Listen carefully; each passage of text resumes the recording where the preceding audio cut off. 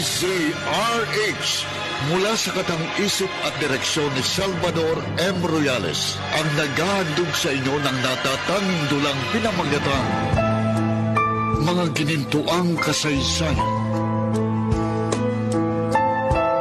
Hinubog ng pagpapakasakit, pinanday at pinatibay ng walang katapusang pagsubok ng kapalaran.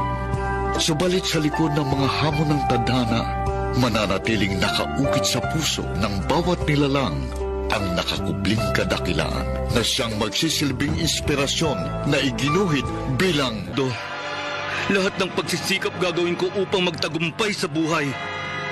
Tagumpay na hindi lamang para sa akin, kundi para sa lahat. Isang taong mula pa sa pagkabata ay dumanas na ng labis-labis na kaapihan na ipinalasap sa kanya ng nakagisnang mga magulang.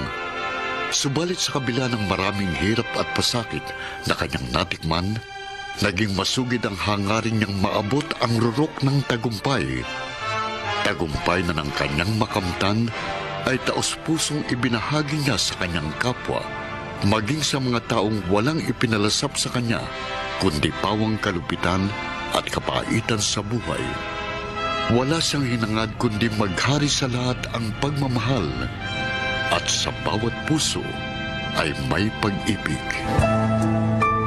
Mga buwanang tapos na kwento na inyong aabangan na punong-puno ng pakikipagsapalaran, pakikipagtunggali para makamit lamang ang pinakamimithing adhikain marating ang rurok ng tagumpay sa pamamagitan ng mga ginintuang kasaysayan.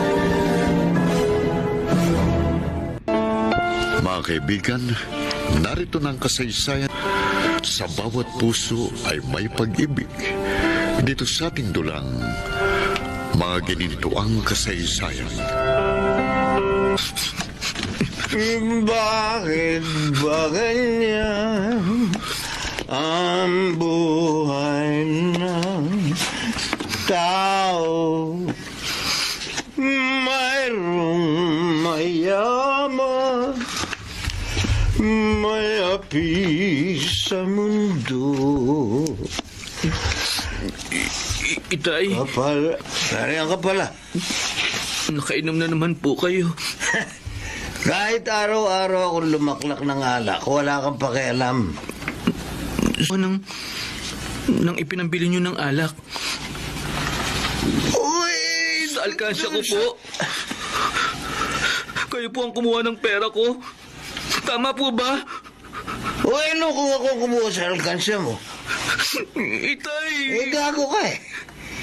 Pag humihingi ako sa iyo ng panginom ko, pinagdadamutan mo ko. Kahit naman po paano na ibibili ko kayo ng alak. Huwag mo kong pagtataguan ng pera. Ha? Gago? Itay! Bitiwan niyo po ang braso ko!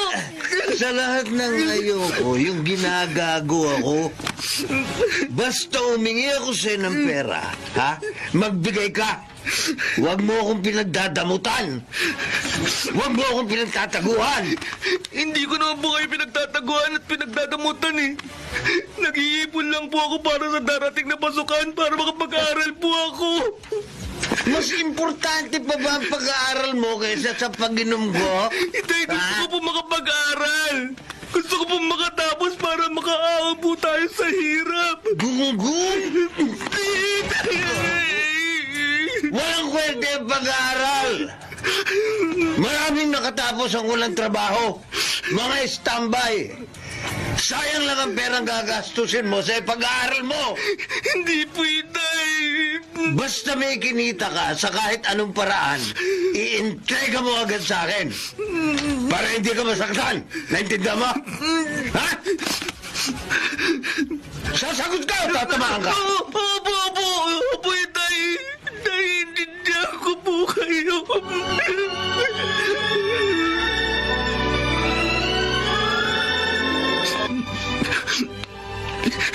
Han? Umiiyak ka ba? Kinasal ka na naman ba? Hindi. Ang tarantadong yun lang naman ang mahilig mang asar at mga agrabyado sa'yo eh. Ang alkansya ko at ang ipon ko, Pinakialaman ni Itay. Ipinang-inom niya. At pati yung kinita ko ngayong maghapon, kinuha niya. Bakit mo binigay? Kinagapan niya kasi ko. Kung hindi ko ibibigay yung pera, sasaktan na naman niya ako. Makagaang naman ang kamay ng tatay mo sa'yo. Pati nanay mo. Hindi ko nga alam kung bakit ganun sila sa akin. Wala naman akong ginagawang masama. Lahat ginagawa ko para masunod ang mga utos nila, ang mga gusto nila. Pero kahit anong gawin ko, pinagmamalupitan nila ako. Kailan kaya magbabago ang trato nila sa akin? Kung ako sa'yo, ha? Iisa ang paraan para matapos ang pang-aapi sa'yo ng sariling mga magulang mo. Paraan? Ano at... Layasan mo